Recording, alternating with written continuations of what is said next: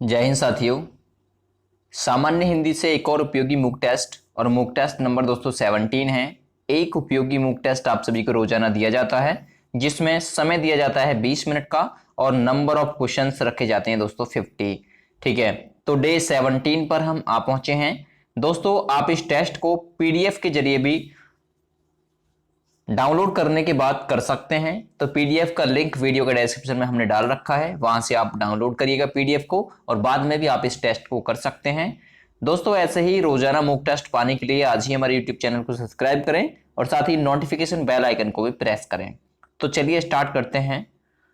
सबसे पहला क्वेश्चन है, महात्मा गांधी ने कहा कि गाय करुणा की कविता है, उपयुक्त वाक्य में रेखांकित वाक्य क्या है। अब आप कहेंगे रेखांकित कौन सा है इसमें से, तो रेखांकित है गाय करुणा की कविता है। ठीक है, महात्मा गांधी ने कहा कि गाय करुणा की कविता है, उपयुक्त वाक्य में जो रेखांकित वाक्य है यानी कि गाय करुणा की कविता है, तो ये वाक्य क्या है इसमें। दोस्तों राइट आंसर यदि आपने दिया है संज्ञा उपवाक्य यानी कि डी ऑप्शन, तो बिल्कुल सही आंसर आपने सेलेक्ट किया है। चलिए नेक्स्ट क्वेश्चन देखेंगे। क्वेश्चन नंबर 2 है, मैं भी वहीं जा रहा हूं जहां से तुम आए हो, उपयुक्त में रेखांकित वाक्य क्या है। रेखांकित वाक्य कौन सा है दोस्तों, जहां से तुम आए हो, ये वाला रेखांकित है इसमें। मैं भी वहीं जा रहा हूं जहां से तुम आए हो, उपयुक्त वाक्य में ये जो रेखांकित वाक्य है ना, जहां से तुम आए हो, ये कौन मतलब ये किस में है। तो याद रखिएगा यदि इसने के लिए दोस्तों आपने दिया है क्रिया या क्रिया विशेषण उपवाक्य, तो बिल्कुल सही आंसर दोस्तों इसके लिए हो जाएगा ए ऑप्शन।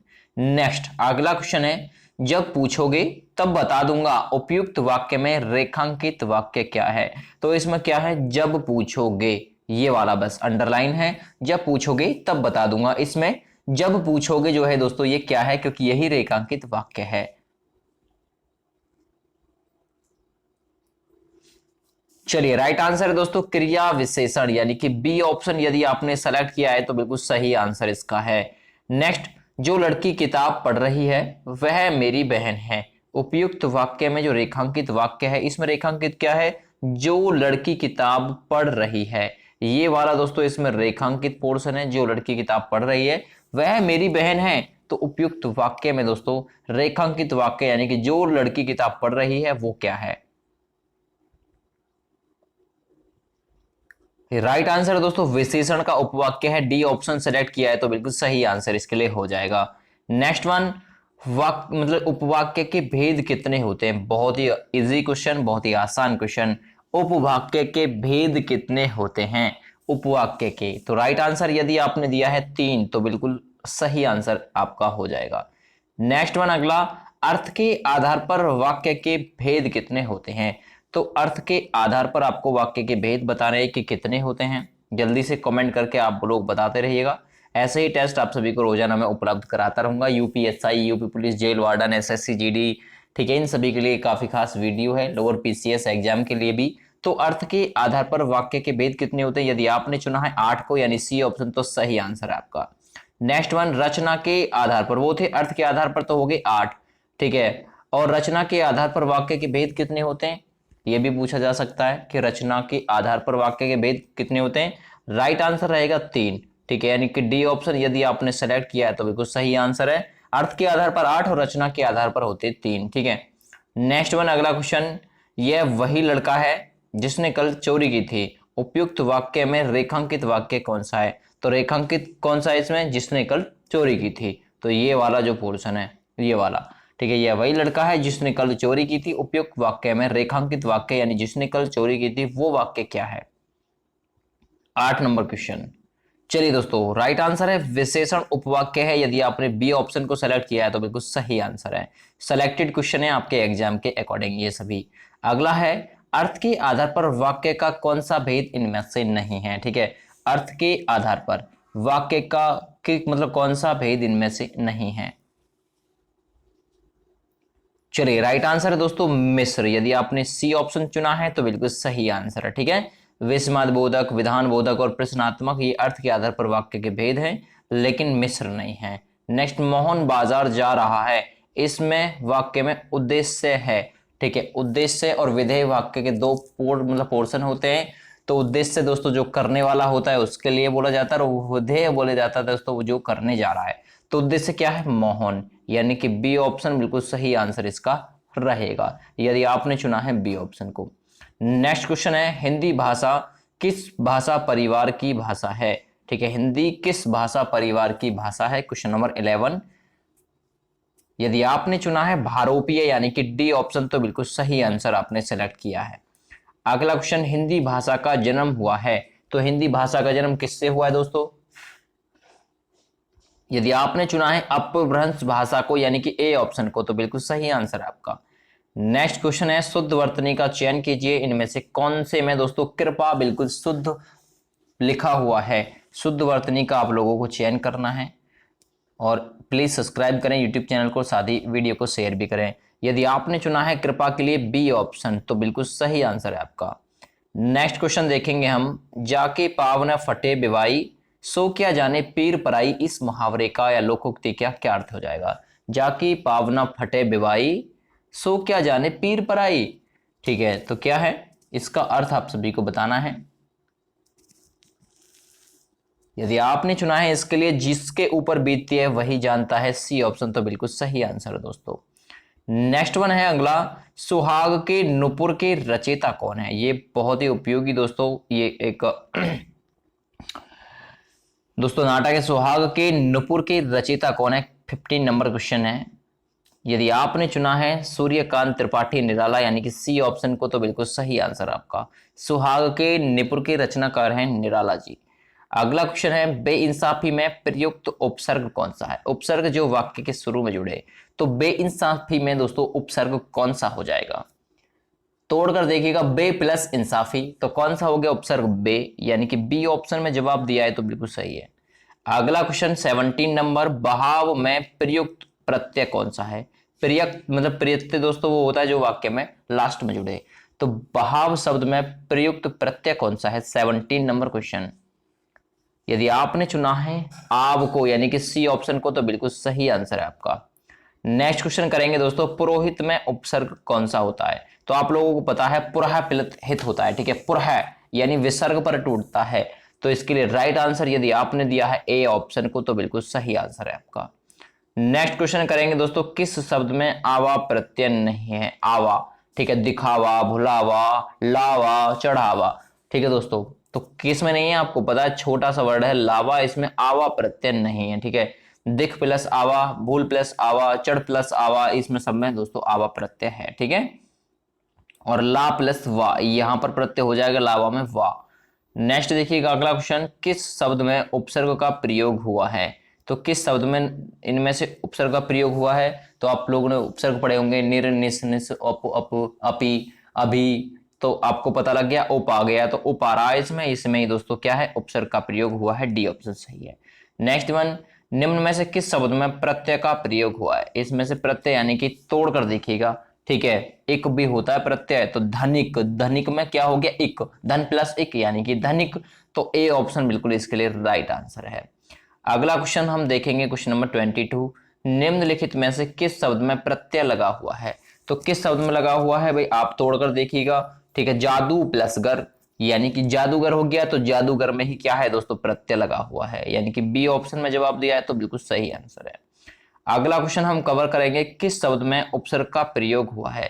फिर से आ गया उपसर्ग का प्रयोग, अभी किया था हमने 2 सेकंड पहले, उप प्लस कार, तो उप प्लस कार यानी उप हो गया दोस्तों क्या उपसर्ग, और कार बताइए भाई कार क्या होता है, चलने वाली जो होती है। नेक्स्ट, निर्वाह में प्रयुक्त उपसर्ग है, तो निर्वाह में कौन सा है उपसर्ग, इसमें से आपको बताना है, ठीक है। 24 नंबर, यदि आपने चुना है डी ऑप्शन को निर, तो बिल्कुल सही है, निर्वाह में प्रयुक्त उपसर्ग है निर।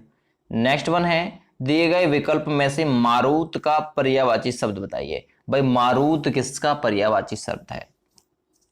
पवन, समीर, मारुत, ठीक है, हवा, वायु, तो यानी कि ये वाला सी ऑप्शन बिल्कुल सही है, मारुत दोस्तों वायु का पर्यायवाची शब्द है। नेक्स्ट वन, चिरायु शब्द में प्रयुक्त उपसर्ग है, ठीक है, चिरायु यानी चिर प्लस आयु, तो चिर 26 नंबर का यदि आपने चुना है डी ऑप्शन, तो बिल्कुल सही आंसर है आपका। नेक्स्ट है किस शब्द में उपसर्ग नहीं है, तोड़कर देखिए, परा प्लस जय, तो परा तो उपसर्ग हो गया, ओ प्लस मतलब ओड प्लस ना, ठीक है, तो भाई ओड को मतलब ये उपसर्ग तो होता नहीं है, अप होता है, प्र भी होता है, लेकिन ओड ना में दोस्तों क्या है, कोई उपसर्ग नहीं है, इसलिए बी आंसर अलग हो जाएगा। अगला देखेंगे इनमें से कौन सा शब्द समूह वाचक प्रत्यय नहीं है, जिससे समूह का निर्माण नहीं होता। वो देखिए लोग से हो गया, वर्ग से भी हो गया, गण से भी हो गया, लेकिन प्रेस से नहीं होगा, इसलिए प्रेस अलग है इनमें से, ठीक है, समूहवाचक प्रत्यय यहां पर नहीं है। नेक्स्ट है पवित्र में प्रयुक्त संधि का नाम क्या है। जब ये वे रेल के साथ में पूरा अक्षर आए तो वहां पर कौन सी संधि होती है, अयादि संधि, और जब आधा अक्षर आए तो वहां पर होती है दोस्तों गुण संधि, ठीक है। अगला क्वेश्चन, निम्नलिखित में से तत्सम शब्द का चयन आपको करके बताना है। क्वेश्चन नंबर 30, तत्सम का चयन आपको करना है कि कौन सा इनमें से तत्सम शब्द है। 30 नंबर क्वेश्चन है, राइट आंसर है दोस्तों उद्गम। उद्गम बिल्कुल तत्सम है, खेत अजीब कोट ये सब हम बोलते हैं, ठीक है, इसलिए तत्सम ये है।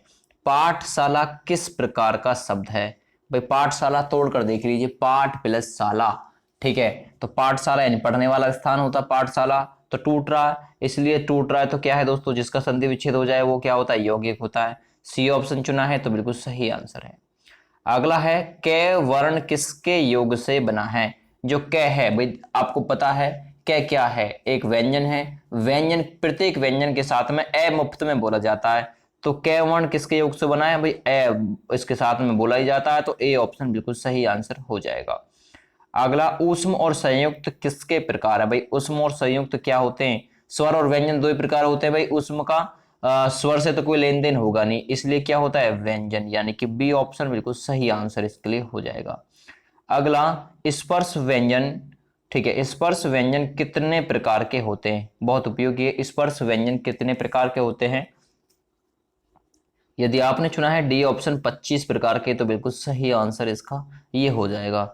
अगला क्वेश्चन है स कौन सा व्यंजन है, आपको पता है भाई स जितने भी हैं किस में आते हैं, ऊष्म व्यंजन में आते हैं, है भी ऊष्म व्यंजन में आता है, तो इसलिए सी ऑप्शन सही आंसर हो जाएगा। अगला, इनमें से किस शब्द में वर्ण संबंधी अशुद्धि है, यानी कि कौन सा शब्द इनमें से दोस्तों अशुद्ध है, आप लोगों को वही पहचान के बताना है।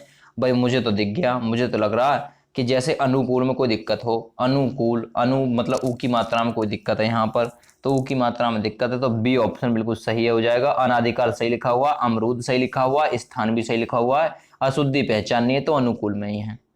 अगला क्वेश्चन 37, इनमें से किस शब्द में लिंग प्रत्यय संबंधी अशुद्धियां हैं, तो आपको बताना है लिंग प्रत्यय संबंधी अशुद्धियां किस में है। 37 नंबर क्वेश्चन दोस्तों नारी में ही है, ए ऑप्शन बिल्कुल सही आंसर इसका रहेगा, ठीक है। नेक्स्ट देखेंगे हम, इनमें से किस शब्द में हलंत संबंधी अशुद्धियां नहीं है। हलंत संबंधी अशुद्धियां दोस्तों नहीं है, तो आप लोगों को ये चीज इनमें से पहचान कर बताना है जिनमें से हलंत के संबंध की अशुद्धियां बिल्कुल भी नहीं है। 38 नंबर क्वेश्चन, और राइट आंसर रहेगा बुद्धिमान में दोस्तों बिल्कुल भी नहीं है, तो सी ऑप्शन सही है, ठीक है। अगला, इनमें से किस शब्द में चंद्र बिंदु संबंधी अशुद्धियां हैं, ठीक है, चंद्र बिंदु संबंधी अशुद्धियां किसमें भाई, पहुंच में, तो क्योंकि पहुंच में ऊपर क्या होता ये आता चांद बिंदी वाला, तो डी ऑप्शन सही है, ठीक है। अगला क्वेश्चन हम करेंगे दोस्तों, इनमें से योजक चिन्ह कौन सा है, योजक चिन्ह पहचानिए कौन सा है इनमें से। माता पिता, विपरीत दो बातों के बीच लगता है, दिन रात, ठीक है, इन दो के बीच में हो गया, भाई बहन, तो ये वाला हो गया योजक चिन्ह दोस्तों, ये योजक चिन्ह है। अगला क्वेश्चन हम कवर करेंगे दोस्तों, इनमें से कौन सी जातिवाचक संज्ञा से भाववाचक संज्ञा बनाया गया है, ठीक है। भाई बूढ़ा था, बूढ़ा क्या था दोस्तों, जातिवाचक था, और बुढ़ापा बना दिन, बुढ़ापा का भाव आता है, तो इसलिए क्या हो गया, यानी कि दोस्तों ये हो गया आपका बी ऑप्शन, ठीक है। जातिवाचक से भाववाचक संज्ञा में बनाया गया है इनमें से कौन सा, तो बूढ़ा बनाया गया है, और बूढ़ा का क्या बनाया गया भाववाचक में, बुढ़ापा। अगला, इनमें से कौन सा शब्द मतलब समूहवाचक संज्ञा है, इनमें से कौन सा, ठीक है, समूहवाचक यानी कि किसी समूह का निर्माण करेगा, तो सभा, सभा दोस्तों बिल्कुल सही आंसर हो जाएगा, सभा संगठन ये सभी, ठीक है। नेक्स्ट, इनमें से कौन सा शब्द पुल्लिंग है, पुल्लिंग और स्त्रीलिंग की पहचान के लिए मेरा और मेरी लगाकर देखिए, अगर वाक्य मेरी से बने तो स्त्रीलिंग और मेरा से बने तो पुल्लिंग। जैसे अदालत है तो अदालत के साथ लगाइए, मेरा अदालत बोलते नहीं, मेरी अदालत तो ये स्त्रीलिंग हो गया, और मेरा गिलास तो ये क्या हो गया, पुल्लिंग हो गया, इसलिए बी ऑप्शन सही आंसर हो जाएगा। अगला क्वेश्चन 44, निम्न में से किस वाक्य में अकर्मक क्रिया है, ठीक है, जहां पर कर्म का अभाव हो, ठीक, अकर्मक यानी बिना कर्म के। तो ये राइट आंसर है, गेहूं पिस रहा है दोस्तों, इसमें दोस्तों अभाव है, डी ऑप्शन सही है, ठीक है। अगला क्वेश्चन, प्राण प्रिया का सही समानार्थी शब्द क्या है। तो प्राण प्रिया किसके लिए बोलते हैं, तो आप लोगों को पता है अर्धांगिनी के लिए बोलते हैं, यानी कि पत्नी के लिए, बी ऑप्शन सही आंसर हो जाएगा। उसने कहा कि मैं घर जाऊंगा, वाक्य कैसा है। 46 नंबर क्वेश्चन, उसने कहा मैं घर जाऊंगा, ये वाक्य कैसा है। तो राइट आंसर दोस्तों ये वाक्य है मिश्र वाक्य, ठीक है, डी ऑप्शन सही है, उसने कहा मैं घर जाऊंगा। अगला क्वेश्चन है, अरे उसने तो कमाल कर दिया, ये वाक्य कैसा। अरे उसने, देखिए यहां पर अरे से पता चल गया विस्मादी बोधक, बिल्कुल ये पहचान हो गई, तो बी ऑप्शन सही आंसर हो जाएगा। अगला, राम घर गया, उसने माँ को देखा, इसका संयुक्त आपको बनाना है वाक्य, तो कैसे बनाएंगे। राम घर गया और उसने माँ को देखा, तो ए ऑप्शन बिल्कुल सही आंसर हो जाएगा। राम घर गया, उसने माँ को देखा, तो राम घर गया और उसने माँ को देखा, ए ऑप्शन सही हो जाएगा। अगला, वह कौन सा व्यक्ति है जिसने जवाहरलाल नेहरू का नाम नहीं सुना हो, तो ये वाक्य कैसा है। वह कौन सा व्यक्ति है जिसने जवाहरलाल नेहरू का नाम ना सुना हो, तो कैसा वाक्य है ये, तो आपको दिख भी गया होगा, बड़ा सा वाक्य है, तो क्या है, मिश्र वाक्य, सी ऑप्शन सही है। आंसर की भी नीचे दे रखी है। वाक्य के घटक क्या होते हैं, तो आप लोगों को पता है वाक्य घटक होते हैं उद्देश्य और विधेय, यानी कि बी ऑप्शन सही है। अब आपको दोस्तों आपके आंसर की मैं रोजाना प्रोवाइड करता हूं, तो प्रोवाइड कर दूंगा इसके नीचे, वरना अगर आपने टेस्ट देख लिया है तो कोई दिक्कत ही नहीं, फिर आंसर की जरूरत ही नहीं है। चलिए, थैंक यू एंड बाय।